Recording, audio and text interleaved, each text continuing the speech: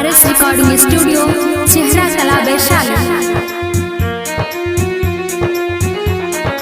Mix by Ravi राज।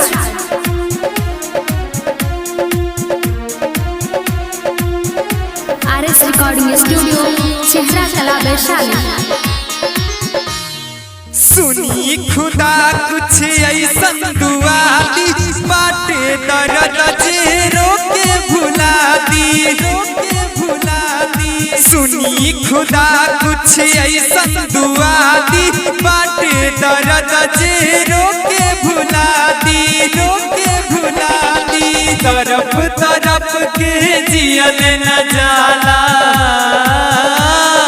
तरफ तरफ के जियल न जाला, इसे निमन बाकी हमके मुआ दी।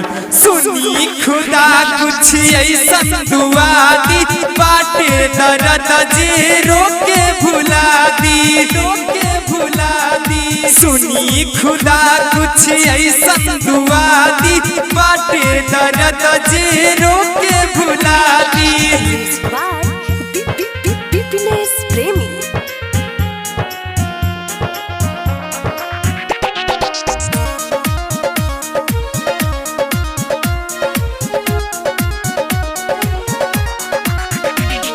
सुनी खुदा कुछ ऐसन दुआ दी बाटे दर्द जेरों के भुला दी।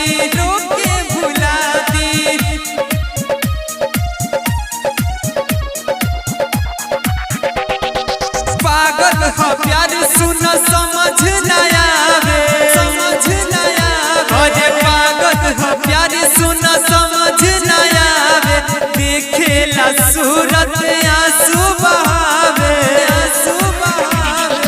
आवे नयत सुनाऊ बेवफा के, आवे नयत सुनाऊ बेवफा के, सीना में दिल के पत्थर बना दी। सुनी खुदा कुछ ऐसन दुआ दी बाटे दर्द जेरों के भुला दी।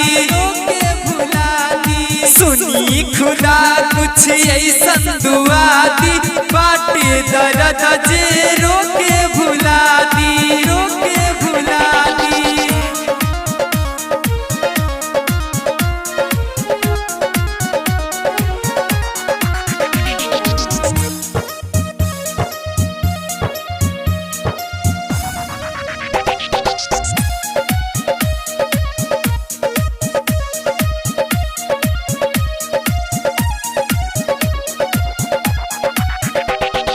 और अरविंद सके दुआई करे,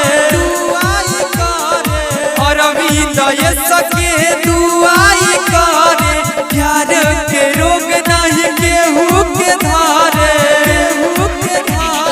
सुनाए रवि जनी करी मोहब्बत, सुनाए रवि जनी करी मोहब्बत, बिकी राजा तनी जाके बता दी। सुनी खुदा कुछ ऐसन दुआ दी बाटे दर्द जेरों के भुला दी। सुनी खुदा कुछ ऐसन दुआ दी